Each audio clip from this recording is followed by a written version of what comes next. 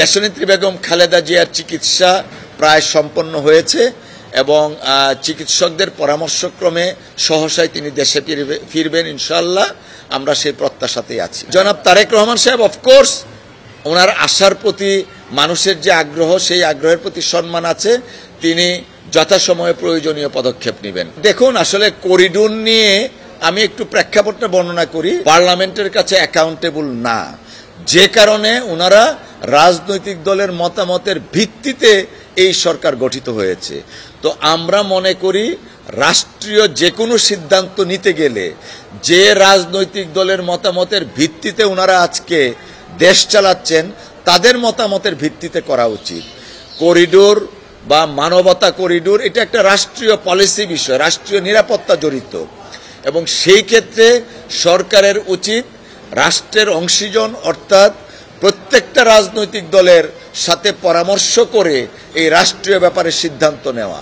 যদি সরকার এককভাবে সিদ্ধান্ত নেয়, নিশ্চয়ই সেই সিদ্ধান্তটা জনগণ মেনে নিবে না এবং রাজনৈতিক দলও মেনে নিবে না।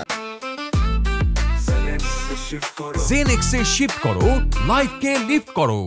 যে রাজনৈতিক দলের সমর্থন নিয়ে ওনারা দেশ চালাচ্ছেন, সেই রাজনৈতিক দলের বা দলগুলোর সাথে পরামর্শ ব্যতীত রাষ্ট্রীয় এমন একটা গুরুত্বপূর্ণ সেন্সিটিভ সিদ্ধান্ত নিয়ে নেবেন যেটা রাষ্ট্র নিরাপত্তার সাথে জড়িত, এইটা কোনোভাবেই কাম্য না। আমরা আইনজীবী হিসাবে, কনসাস সিটিজেন হিসাবে আমরা মনে করি সরকারের উচিত প্রত্যেকটা রাজনৈতিক দলের সাথে বসে রাষ্ট্রের নিরাপত্তার সাথে জড়িত বিষয়গুলা পরামর্শক্রমে সিদ্ধান্ত নেবেন। গভর্নমেন্ট এই বিষয়ে নেওয়া উচিত না এবং প্রত্যেকটা রাজনৈতিক দলের সাথে পরামর্শক্রমে তাদের সাথে আলাপ আলোচনার ভিত্তিতে কোনো ধরনের সিদ্ধান্ত যদি নেওয়া যায়, রাজনৈতিক দলের পরামর্শের ভিত্তিতে নেওয়া যেতে পারে। বাট এককভাবে এই সরকার কোনো সিদ্ধান্ত নেওয়ার অধিকার রাখে না। রাষ্ট্রের মালিক জনগণ, সংবিধানের 7 আর্টিকেলে বলে দেয়া আছে।